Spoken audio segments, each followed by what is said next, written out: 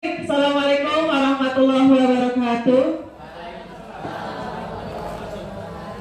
Alhamdulillah, puji syukur kehadirat Allah Subhanahu wa taala bahwasanya pada hari ini bisa berkumpul dalam rangka diseminasi tugas PGP.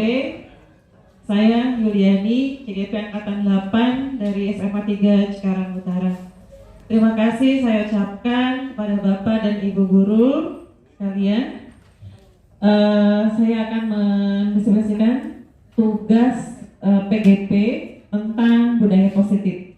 Namun sebelumnya kita pemanasan dulu ya Bapak Ibu ya. Udah dingin. Kita pemanasan dulu ya. Oke.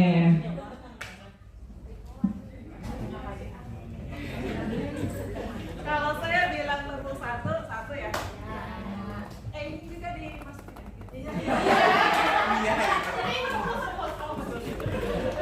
Kalau dalam tepuk 2, kanan dulu ya. Kemudian tepuk 3, 1, 2, 3. Kemudian tepuk 4.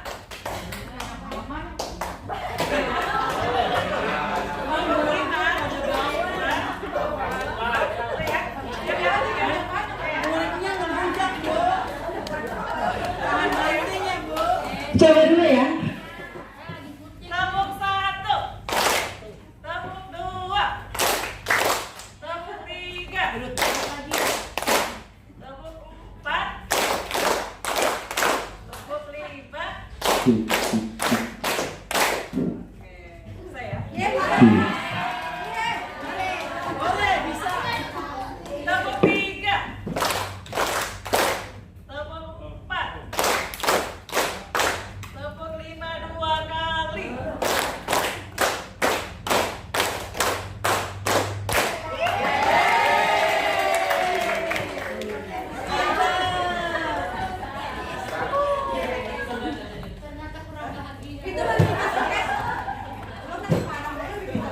Ya mungkin ini juga bisa dipraktekkan di kelas-kelas ya, karena untuk mewujudkan menciptakan kepemimpinan pembelajaran dari dalam kelas ya, itu. Oke, langsung saja tentang budaya positif. Ya, dalam konsep-konsep budaya positif ini ada 7 hal. Pertama, tentang perubahan paradigma belajar, disiplin positif dan nilai kebajikan universal. Kemudian motivasi perilaku manusia, keyakinan kelas, kebutuhan dasar manusia, posisi kontrol guru, dan segitiga restitusi. Nah, pertama tentang perubahan paradigma belajar. Perubahan menurut Bapak Pendidikan Indonesia KHD, yaitu Bapak Hajar Dewantara, yaitu menuntun segala kodrat yang ada pada anak agar mereka mencapai keselamatan dan kebahagiaan yang setinggi-tingginya. Dalam upaya mendidik anak atau peserta didik, KHD berpendapat bahwa pendidikan itu harus berpegang pada kodrat alam dan kodrat zamannya. Kodrat alam di sini adalah kekuatan, potensi, dan keadaan diri yang secara alamiah melekat pada masing-masing individu. Dan kodrat zaman, keadaan diri yang berubah sesuai dengan kondisi sosial, budaya, dan perkembangan zamannya. Didiklah anak sesuai dengan zamannya. Ya, bagus itu. Lanjut, Pak. Nah, dalam menuntun dalam menuntun laku dan pertumbuhan kodrat anak ini, KHD itu mengibaratkan peran kita pendidik itu sebagai seorang petani atau kebun yang akan menanam benih ya, benih jagung.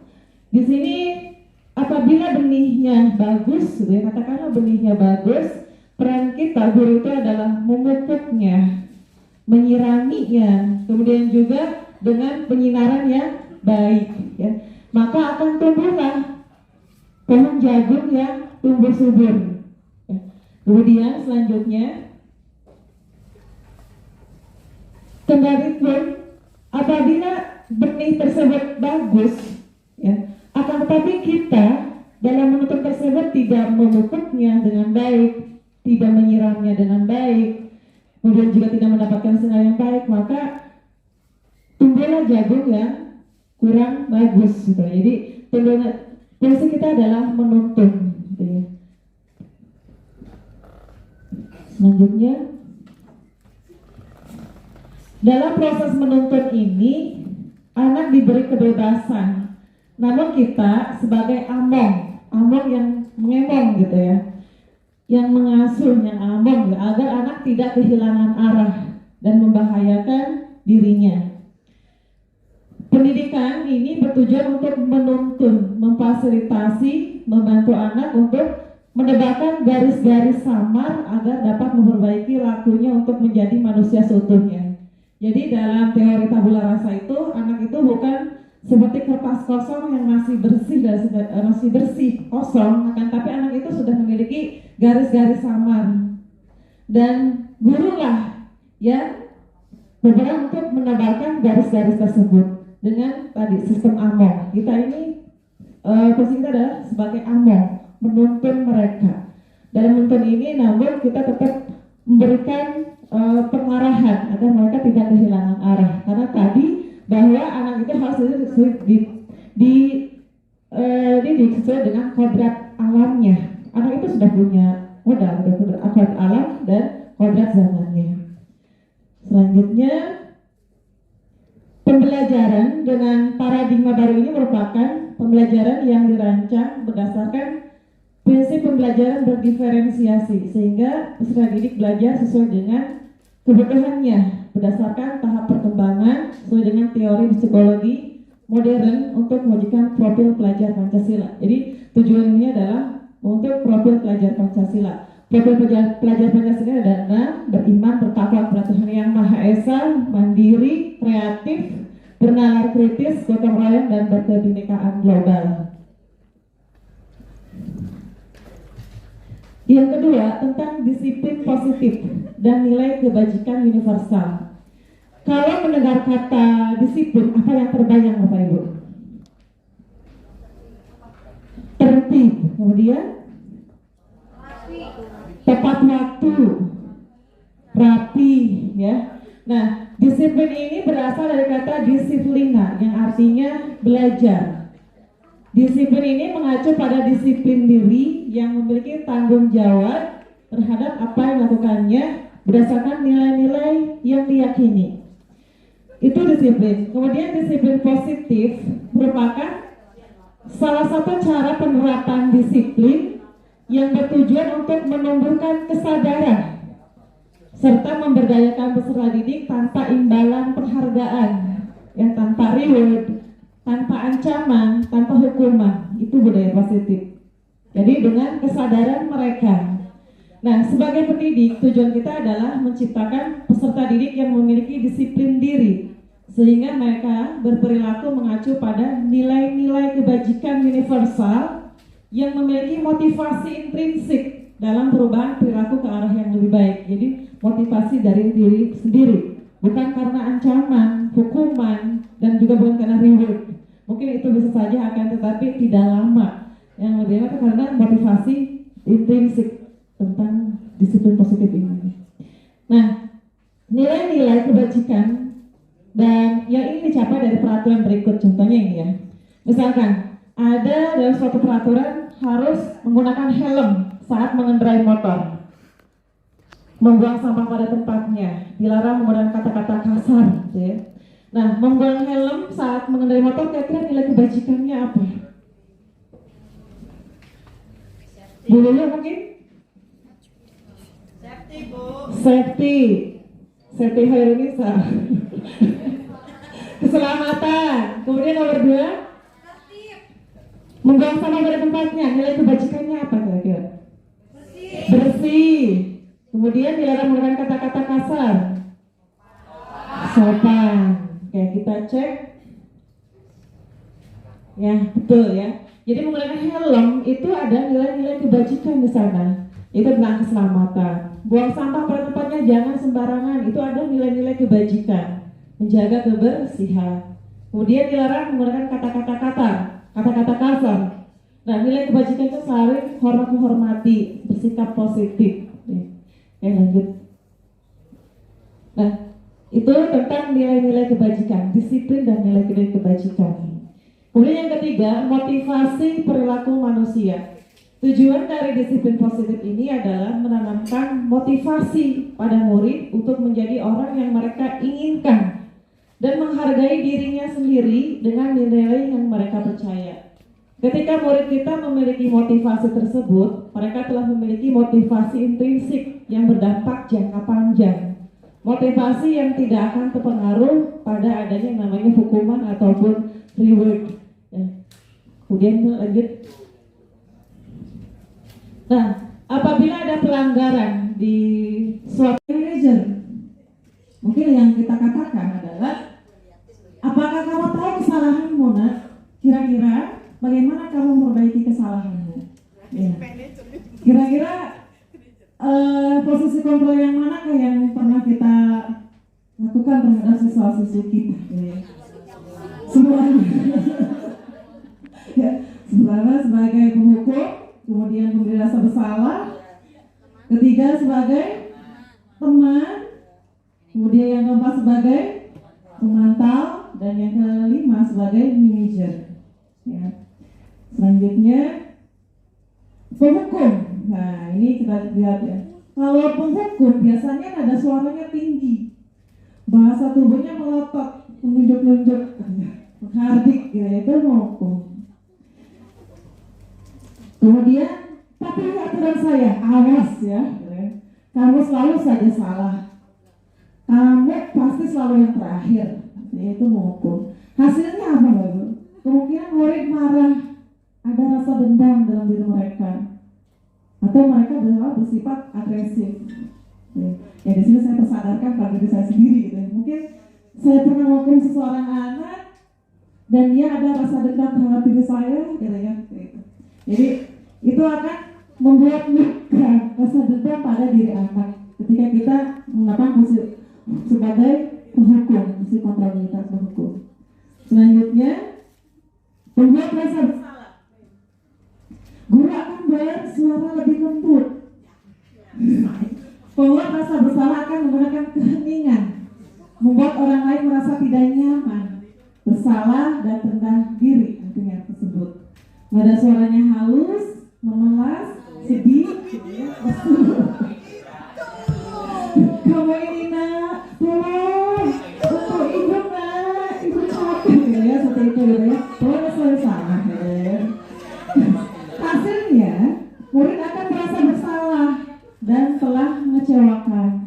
Murid merasa menjadi orang yang gagal, tidak sanggup membahagiakan orang lain, itu ya, berdampak seperti. Ingat mati nak. Posisi mereka sebagai teman, ya. Guru pada posisi ini tidak akan menyakiti murid, namun tetap mengontrol murid secara persuasi. Nada suaranya ramah, akrab, bercanda, ya. Bahasa tubuhnya merapat pada anak, mata dan senyum jenaka, gitu ya.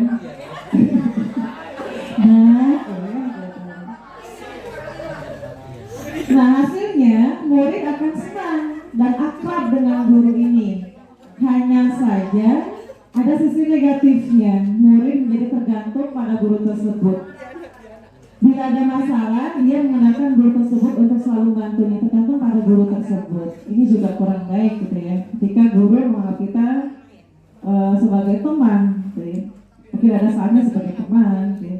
Kayak selanjutnya, sebagai pemantau. Guru di sini mengawasi. Pada saat kita akan mengawasi, tentu kita bertanggung jawab atas perilaku orang yang kita awasi tersebut. Posisi pemantau berdasarkan pada peraturan dan konsekuensi. Ini tidak akan menyakiti murid, namun tetap mengontrol murid secara persuasi. Nah, biasanya nada suaranya datar. Kamu tahu aturan kita apa? Apa ini ya? Suaranya datar. Bahasa tubuhnya formal. Nah, hasilnya murid memahami konsekuensi yang harus dijalankan karena telah melanggar salah satu peraturan sekolah. Guru tidak menunjukkan emosi, marah, dan membuat rasa bersalah. Datar saja. Oke, kemudian selanjutnya. Nah, sebagai manajer mungkin ini kita yang harus kita tanamkan gitu ya pada diri kita sebagai posisi kontrol guru sebagai manajer. Guru berbuat sesuatu bersama murid.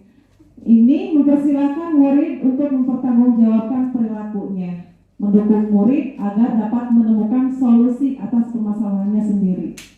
Gitu ya. Menurut kamu harus ngapain? Gitu ya. Mungkin ibu kan pernah menangani kasus-kasus seperti itu gitu ya. Iya Bu, saya harus membersihkan toilet. Itu atas dirinya sendiri gitu ya. Dia bertanggung jawab. Dengan seperti ini ditanyakan gitu, menurut kamu gimana permasalahannya? Solusinya seperti apa? Nah, di sini menciptakan murid yang lebih merdeka dan bertanggung jawab, mandiri. Kemudian ada suaranya tulus, bahasa tubuhnya tidak kaku, mendekat ke murid. Nah, misalnya, apa kamu meyakininya? Jika kamu meyakininya, apa kamu bersedia memperbaikinya? Ya. Apa rencana kamu untuk memperbaiki hal itu? Gitu. Jadi lebih ini ya ngobrol gitu kan. Anak berpikir, anak lebih bertanggung jawab. Itu sebagai manajer. Kira-kira mungkin sebagai manajer inilah yang harus kita kembangkan gitu ya. Oke, selanjutnya. Nah, terakhir tentang segitiga restitusi yang tadi yang sudah saya singgung bahwa dalam peraturan itu akan muncul 3. Apa saja? Pertama, hukuman, konsekuensi, dan restitusi. Apa itu restitusi gitu ya? Untuk mendisiplinkan siswa ada cara yang dapat kita terapkan dengan segitiga restitusi ini. Oke, lanjut. Restitusi ini dikembangkan oleh Diane Lawson ya pada teori kontrol dari William Glasser. Oke, lanjut Pak. Restitusi ini suatu dialog yang dijalankan oleh guru agar dapat menghasilkan murid yang mandiri dan bertanggung jawab. Restitusi ini proses menciptakan kondisi bagi murid untuk memperbaiki kesalahan sehingga mereka bisa kembali pada keluarga mereka dengan karakter yang lebih kuat menurut dosen ya. Ada 3 untuk segitiga restitusi ini. Pertama, menstabilkan identitas. Kedua, validasi tindakan yang salah. Ketiga, menanyakan keyakinan. Oke. Yang tadi membantu murid menjadi lebih memiliki tujuan, disiplin positif dan memulihkan dirinya setelah berbuat salah. Restitusi ini bukan menebus kesalahan, namun mereka belajar dari kesalahan. Pertama, menstabilkan identitas. Yang ini berdasarkan prinsip membuat kesalahan itu adalah bagian dari proses pembelajaran. Jadi ada siswa nyontek dipanggil, gitu ya. Kamu kenapa nyontek? Dan sebagainya, kemudian dia marah-marah gitu ya. Ya, nah salah itu wajar. Tidak ada manusia yang sempurna.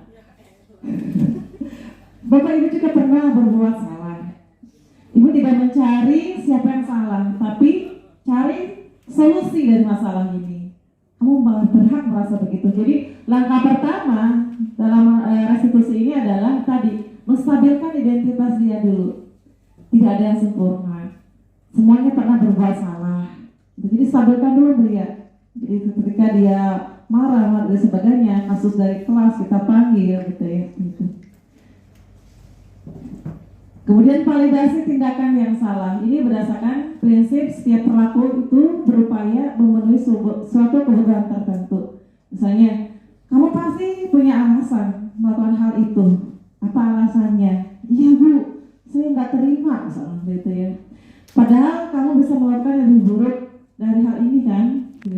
Kamu melakukannya karena mempertahankan sesuatu yang penting bagimu. Jadi validasi tindakan yang salah. Kemudian selanjutnya terakhir menanyakan keyakinan. Ini berdasarkan prinsip teori kontrol bahwa pada dasarnya kita termotivasi secara intrinsik. Misalnya meyakinkan kembali. Apa keyakinan kelas kita yang sudah disepakati di kelas? Nilai-nilai apa yang sudah disepakati bersama? Kamu ingin menjadi orang yang seperti apa? Misalnya, menurut kamu marah-marah itu baik atau tidak, nak? Iya bu, nggak baik bu, seperti itu. Keyakinan kelas apa? Harus saling menghormati, gitu ya. Jadi menanyakan keyakinan mereka. Menurut kamu solusi apa yang kamu harus ambil? Iya bu, saya harus minta maaf. Jadi tunggu dari anak itu sendiri, gitu ya, solusinya. Kemudian kita tanya lagi, kamu bersedia melakukan hal tersebut? Iya bu, bersedia. Jadi di situ menimbulkan anak itu lebih bertanggung jawab, lebih mandiri. Gitu. Oke, cukup ya. Atas perhatiannya untuk diseminasi tugas saya, tugas dari PGP modul 1.4. Saya akhiri dengan berkata, Assalamualaikum warahmatullahi wabarakatuh.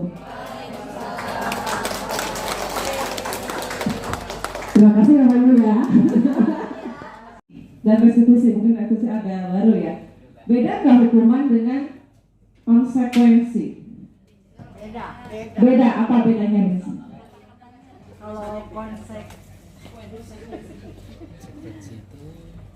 Kalau konsekuensi berarti sudah kesepakatan. Kalau hukuman kita memberikan punishment terhadap pelanggaran. Itu ya. Tepuk tangan untuk soal.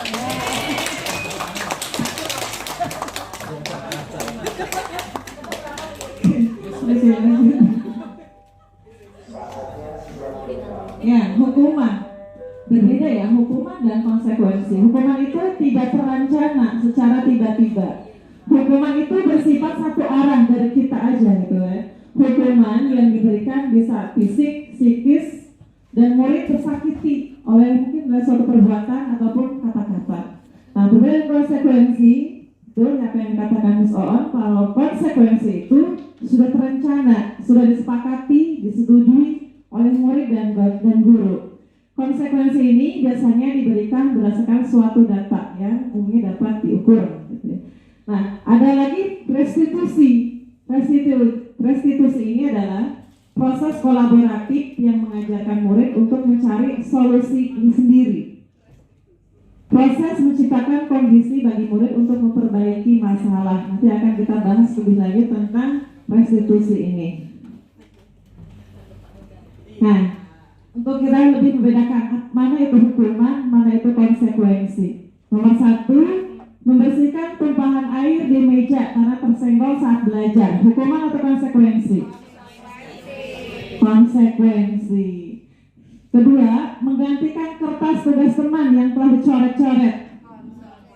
Konsekuensi hukuman? Hukuman. Konsekuensi hukuman. Konstitusi. Kesepakatan. Yang ketiga, lari mengelilingi lapangan basket karena terlambat hadir di sekolah. Hukuman. Murid diminta push up 15 kali karena tidak menggunakan masker. Hukuman. Lari mengelilingi lapangan basket 2 putaran karena terlambat pelajaran PJOK. Konsekuensi ini hampir sama ya dengan yang nomor berapa? Nomor 3 ya. Oke, coba kita lihat. Membersihkan tumpahan air, konsekuensi. Yang kedua, menggantikan kertas, teman, konsekuensi. Lari mengelilingi lapangan basket, hukuman. Murid diminta push up, hukuman. Lari mengelilingi, konsekuensi. Yang berbeda dengan yang lapangan basket yang nomor 3 ya, kalau selamat hadir. Mungkin biasanya sudah ada kesepakatan di antara guru mapel dengan siswa. Jadi yang terakhir itu adalah konsekuensi. Keempat, keyakinan kelas. Nah, disiplin positif ini diterapkan untuk membangun budaya positif. Jadi disiplin positif untuk membangun budaya positif di sekolah.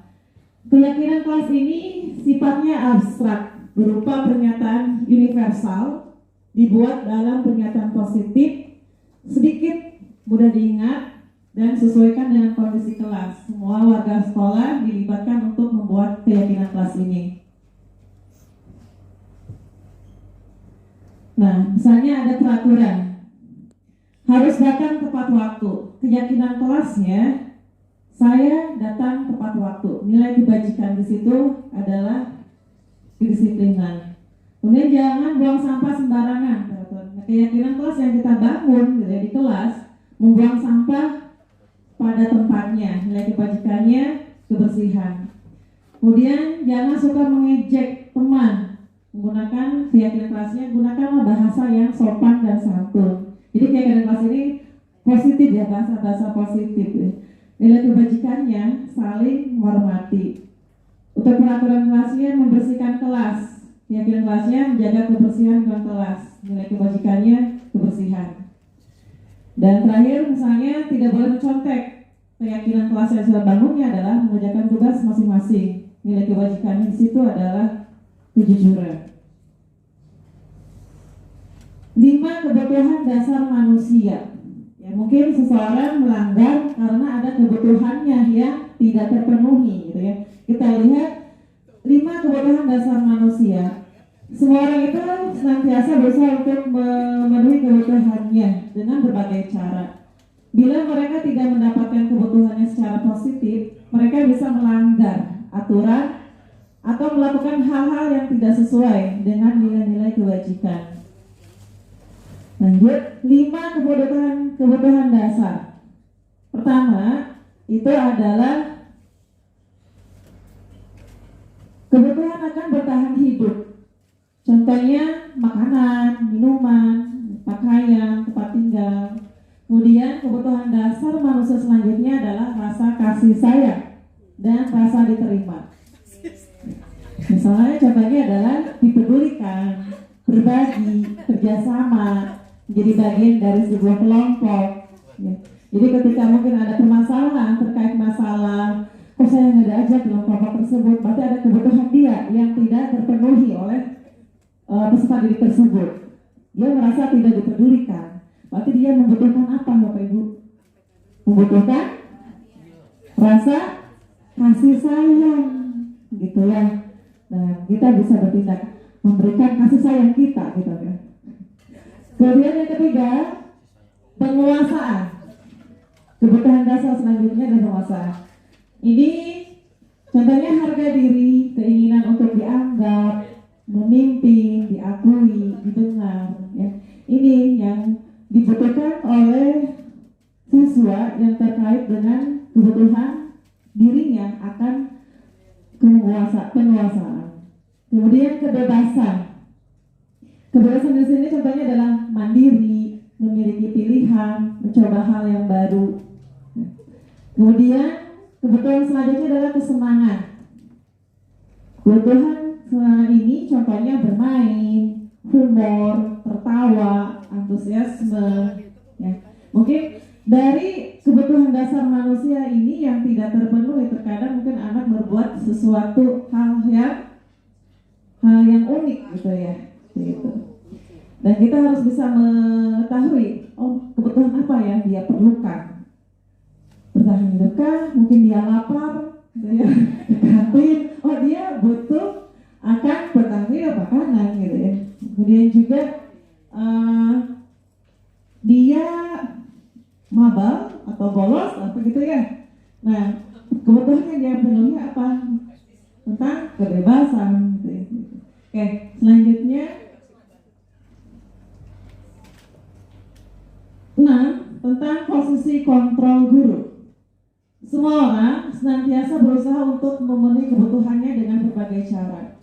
Bila mereka tidak bisa mendapatkan kebutuhannya dengan cara yang positif, mereka bisa melanggar peraturan atau melakukan hal-hal yang tidak sesuai dengan nilai-nilai kebajikan tersebut. Ya, tadi yang sudah saya singgung, gitu ya. Kemudian ada 5 posisi kontrol guru. Pertama sebagai penghukum, kedua pembuat rasa bersalah, bisa sebagai teman, bisa sebagai pemantau, dan yang terakhir sebagai manajer. Kira-kira posisi kontrol guru yang manakah yang sudah kita lakukan? Dan yang paling baik itu posisi kontrol kita sebagai guru itu yang manakah? 1, 2, 3, 4, atau 5? 5. Ya, coba kita lihat. Contoh penerapan posisi kontrol. Ini ada kasus karena saya banyak ini contoh aja gitu ya. Mungkin banyak kasus-kasus yang lainnya. Gitu ya. Misalnya siswa itu tidak menggunakan atribut lengkap saat upacara. Nah, ini private banget ya. Kalau misalnya posisi kontrol sebagai penghukum, hormat bendera salah satu jam. Jadi terini gitu ya. Iya, betul Ibu. Ketika saya mengikuti ini gitu ya, kegiatan PKB, saya tersadarkan, astagfirullah, saya banyak hal yang mungkin salah pada diri saya. Saya pernah menghukum siswa, saya pernah yang lainnya gitu kan. Nah, di sini saya tersadarkan gitu ya, dengan setelah mengetahui, oh iya ini tidak baik gitu kan, ada hal yang seharusnya kita lakukan gitu ya. Penghukum mungkin saya pernah juga menghukum gitu ya, ke siswa ya. Itu membuat rasa bersalah. Nih, paling yang di sebagai posisi kontrol membuat rasa bersalah. Berapa kali ibu katakan, Mak, memberitahu kamu selalu saja mengecewakan ibu gitu ya. Itu pembuat rasa bersalah. Kemudian yang ketiga,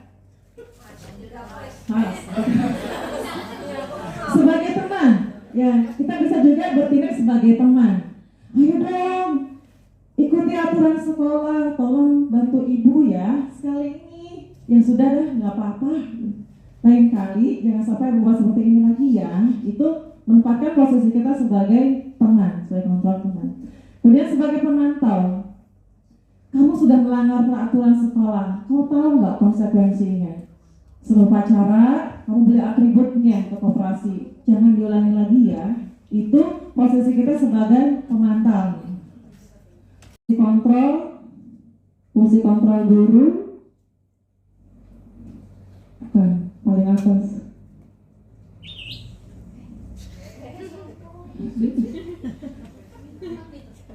Ya, kurang lebih seperti itu. Nah itu tuh ya.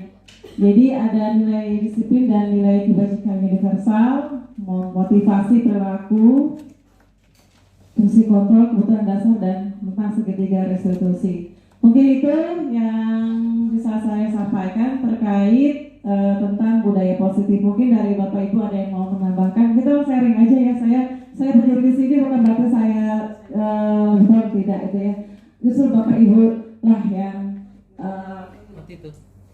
mungkin lebih banyak pengalamannya dibandingkan dengan saya. Gitu ya. Mungkin dari Bapak Ibu ada yang mau berdiskusi, berbagi, enggak?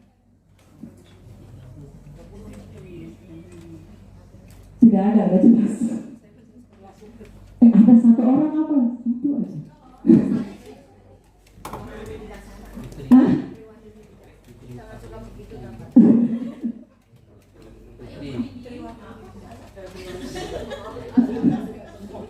Terkait fungsi kontrol, terkait juga kebutuhan dasar manusia gitu ya. Segitiga restitusi, tentang jaringan kelas, jadi ya. Ya mungkin yang saya rasakan di sini setelah saya mempelajari modul ini itu bahwa kita itu harus menempatkan posisi sebagai manajer itu gitu ya. Jadi bukan lagi sebagai penghukum atau membuat rasa bersalah. Jadi kita harus mengenal diri sebagai posisi sebagai manajer gitu. Baik itu di kelas ataupun juga mungkin di sekolah, di seharian sekolah gitu. Mungkin itu ya Bapak Ibu ya, cukup ya. Oke, cukup. Sebenarnya saya pengen ada satu ya, misalnya Putri dia ngomong.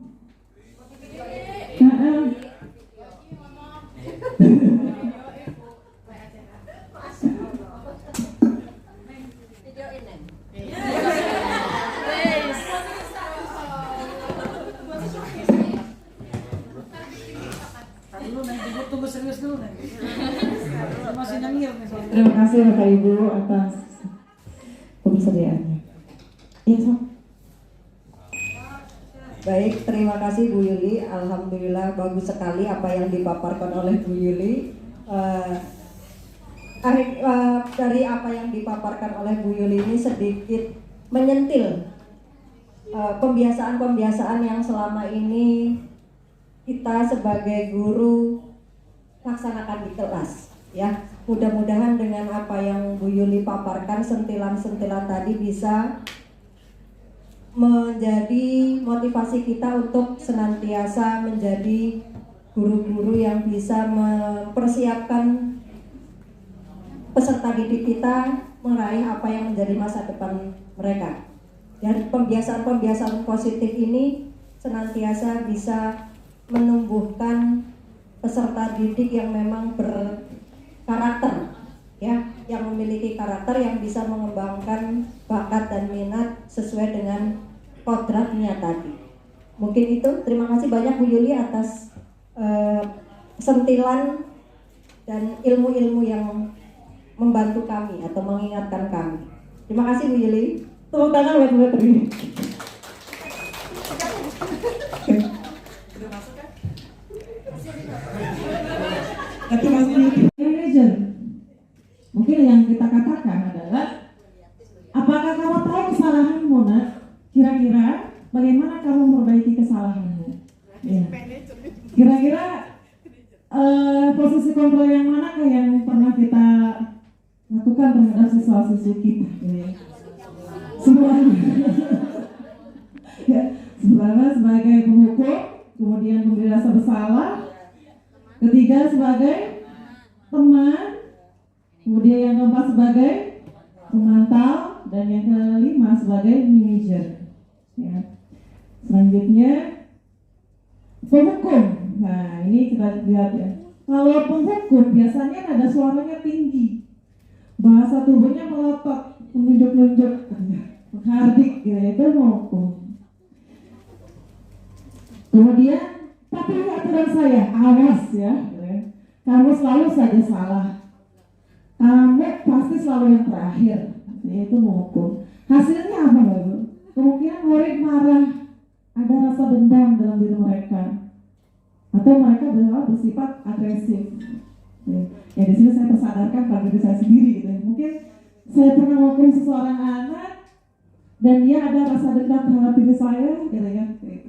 Jadi itu akan membuat luka rasa dendam pada diri anak ketika kita menggunakan fungsi sebagai penghukum, fungsi kontralitas penghukum. Selanjutnya, membuat rasa bersalah. Guru akan bersuara lebih lembut. Membuat rasa bersalah akan menggunakan keheningan, membuat orang lain merasa tidak nyaman, bersalah dan rendah diri artinya tersebut. Nada suaranya halus, memelas, sedih,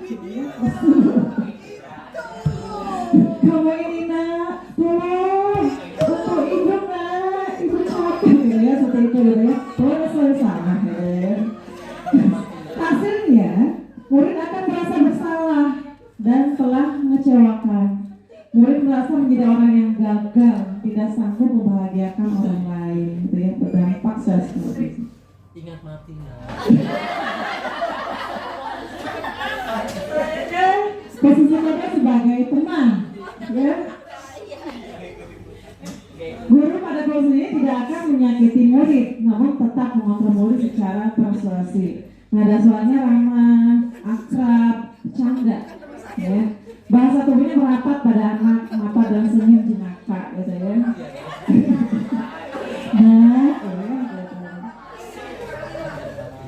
Nah, hasilnya murid akan senang dan akrab dengan guru ini. Hanya saja ada sisi negatifnya, murid menjadi tergantung pada guru tersebut. Bila ada masalah, dia menggunakan guru tersebut untuk selalu membantunya, tergantung pada guru tersebut. Ini juga kurang baik, gitu ya. Ketika guru menganggap kita sebagai teman, gitu ya. Mungkin ada saatnya sebagai teman, gitu ya. Kayak selanjutnya, sebagai pemantau. Guru di sini mengawasi. Pada saat kita akan mengawasi, tentu kita bertanggung jawab atas perilaku orang yang kita awasi tersebut. Posisi pemantau berdasarkan pada peraturan dan konsekuensi. Ini tidak akan menyakiti murid, namun tetap mengontrol murid secara persuasi. Nah, biasanya nada suaranya datar. Kamu tahu aturan kita apa? Apa ini ya? Suaranya datar. Suara datar. Bahasa tubuhnya formal. Nah, hasilnya murid memahami konsekuensi yang harus dijalankan karena telah melanggar salah satu peraturan sekolah. Guru tidak menunjukkan emosi, marah, dan membuat rasa bersalah. Gak tahu aja, tahu nggak? Kamu tahu nggak? Gitu. Oke, kemudian selanjutnya. Nah, sebagai manajer mungkin ini kita yang harus kita tanamkan gitu ya pada kita sebagai posisi kontrol guru sebagai manajer. Guru berbuat sesuatu bersama murid. Ini mempersilahkan murid untuk mempertanggungjawabkan perilakunya, mendukung murid agar dapat menemukan solusi atas permasalahannya sendiri. Gitu ya. Menurut kamu harus ngapain? Gitu ya. Mungkin ibu kan pernah menangani kasus-kasus seperti itu, gitu ya. Iya Bu, saya harus membersihkan toilet. Itu atas dirinya sendiri, gitu ya. Dia bertanggung jawab. Dengan seperti ini ditanyakan, gitu, menurut kamu gimana? Permasalahannya, solusinya seperti apa? Nah, di sini menciptakan murid yang lebih merdeka dan bertanggung jawab, mandiri. Kemudian ada suaranya tulus, bahasa tubuhnya tidak kaku, mendekat ke murid. Nah, misalnya, apa kamu meyakininya? Jika kamu meyakininya, apa kamu bersedia memperbaikinya? Ya. Apa rencana kamu untuk memperbaiki hal itu? Gitu. Jadi lebih ini ya ngobrol gitu kan. Anak berpikir, anak lebih bertanggung jawab. Itu sebagai manajer. Kira-kira mungkin sebagai manajer inilah yang harus kita kembangkan gitu ya. Oke, selanjutnya.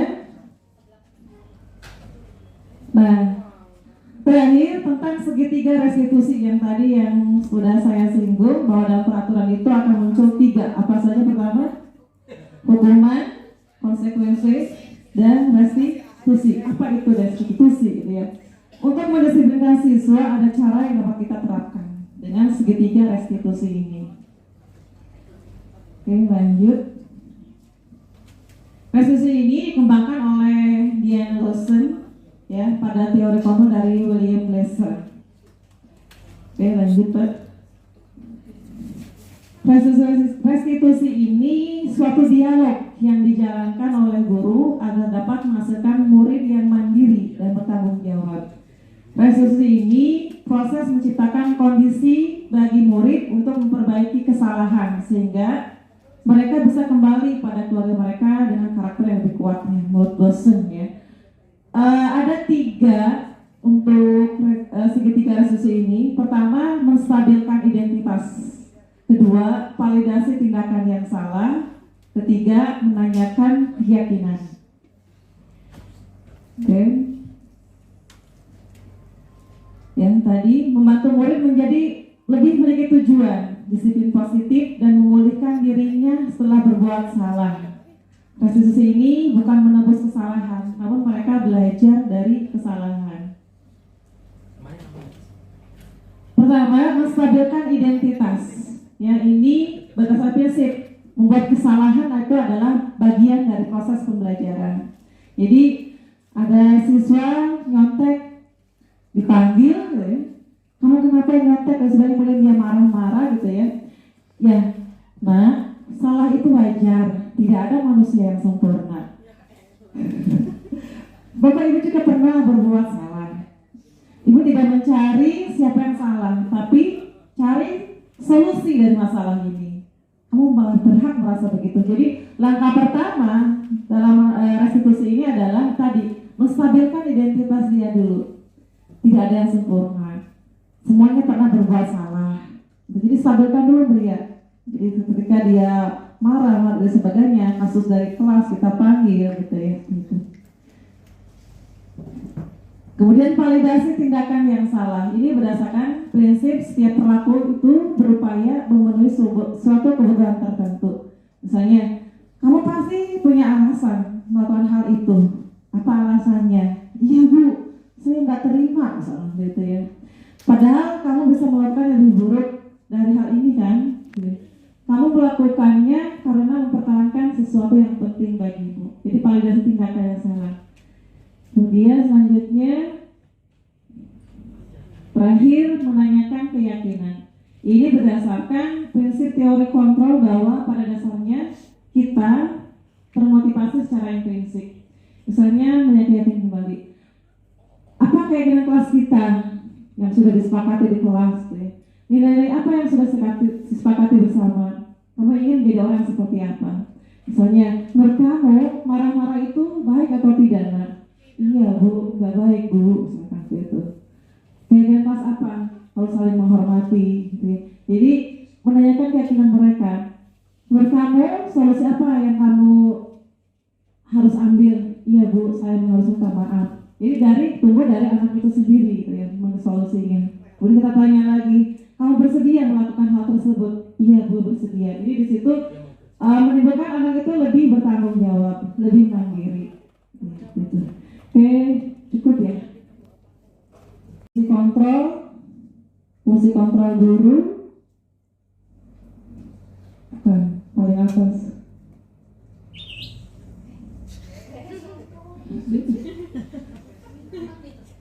Ya, kurang lebih seperti itu. Nah itu tuh ya. Jadi ada nilai disiplin dan nilai kebajikan universal, motivasi perilaku, fungsi kontrol, kebutuhan dasar, dan tentang segitiga restitusi. Mungkin itu yang bisa saya sampaikan terkait tentang budaya positif. Mungkin dari Bapak Ibu ada yang mau menambahkan. Kita sharing aja ya. Saya berdiri di sini bukan berarti saya betul tidak itu ya. Justru Bapak Ibu lah yang mungkin lebih banyak pengalamannya dibandingkan dengan saya. Gitu ya. Mungkin dari Bapak Ibu ada yang mau berdiskusi, berbagi, enggak? Tidak ada, udah jelas. Ada satu orang apa? Satu aja. Hah?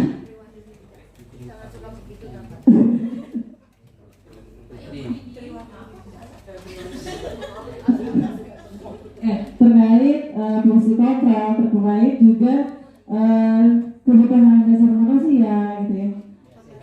Segitiga restitusi tentang keadaan kelas, jadi ya mungkin yang saya rasakan di sini setelah saya mempelajari modul ini itu bahwa kita itu harus menempatkan posisi sebagai manajer itu gitu ya.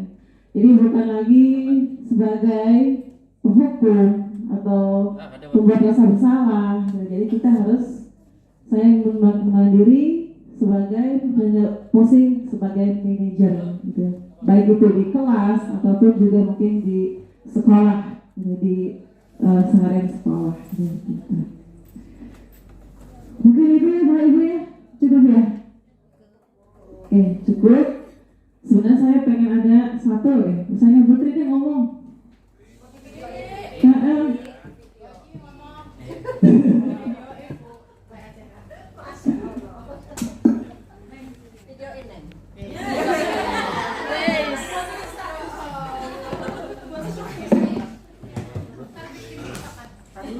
Tunggu serius dulu nih. Masih nyengir nih soalnya. Terima kasih Bapak Ibu atas kebersediaannya. Iya, Sob. Baik, terima kasih Bu Yuli. Alhamdulillah bagus sekali apa yang dipaparkan oleh Bu Yuli. Dari apa yang dipaparkan oleh Bu Yuli ini sedikit menyentil pembiasaan-pembiasaan yang selama ini kita sebagai guru laksanakan di kelas ya. Mudah-mudahan dengan apa yang Bu Yuli paparkan, sentilan-sentilan tadi bisa menjadi motivasi kita untuk senantiasa menjadi guru-guru yang bisa mempersiapkan peserta didik kita meraih apa yang menjadi masa depan mereka. Dan pembiasaan-pembiasaan positif ini senantiasa bisa menumbuhkan peserta didik yang memang berkarakter ya, yang memiliki karakter yang bisa mengembangkan bakat dan minat sesuai dengan kodratnya tadi. Mungkin itu. Terima kasih banyak Bu Yuli atas sentilan dan ilmu-ilmu yang membantu kami atau mengingatkan kami. Terima kasih Bu Yuli. Tepuk tangan buat Bu Tri. Udah masuk kan? Tapi masih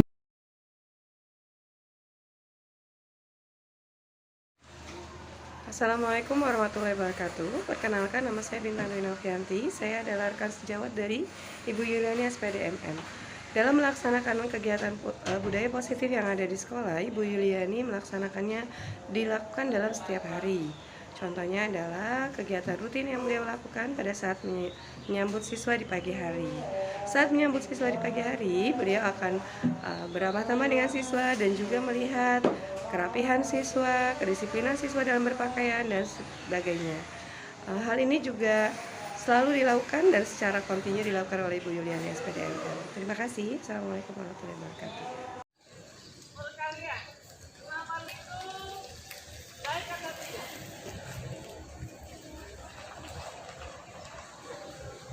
Setiap orang memiliki alasan. Mungkin ini bisa memahami. Ya, memiliki alasan. Nah, tetapi itu bertentangan dengan nilai-nilai yang ada di sekolah kita. Kesepakatan sekolah kita. Kesepakatan sekolah kita. Nilai-nilai apa yang kalian lakukan?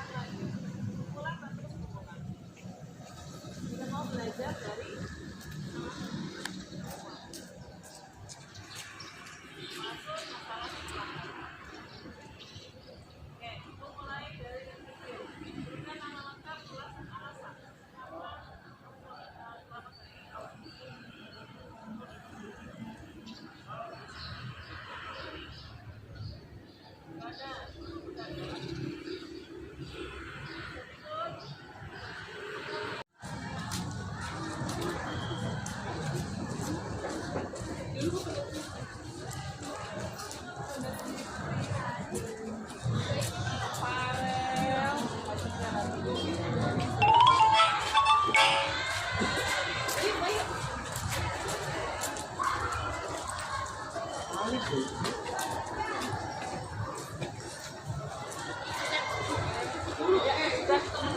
Bu. Panes kata ketua kelas, harus katanya bertengkar sama Diki. Iya ibu, soalnya tadi di kelas Diki terus berusaha mencontek video saya bu. Kamu kesal? Kesal bu. Apa yang harus lakukan? Tadi saya marah bu, sampai ke bawah emosi. Jadi saya menggebrak meja Diki bu. Menurut meja, ya wajar lah ya kalau ibu berada di pihak seperti Panes, posisi Panes, ibu juga akan marah, mungkin gerok meja juga. Tapi coba kita pikirkan, kalau menggebrak meja itu sesuai nggak dengan keyakinan kelas kita? Enggak bu. Keyakinan kelas mana yang kita langgar? Menghormati antar teman. Menghormati antar teman itu penting tidak? Penting. Jadi keyakinan kelas mana yang harus dilakukan ketika sedang marah? Harus lebih sabar lagi bu. Kamu bersedia melakukan itu? Bersedia bu. Bagus. Jadi semua masalah itu ada solusinya ya. Nah, kita lebih sabar lagi ketika ada masalah seperti itu. Oke. Bersedia melakukan seperti itu? Bersedia bu. Oke, baik. Sekarang Panes ke kelas lagi ya. Iya bu. Belajar yang sama-sama ya, Panes.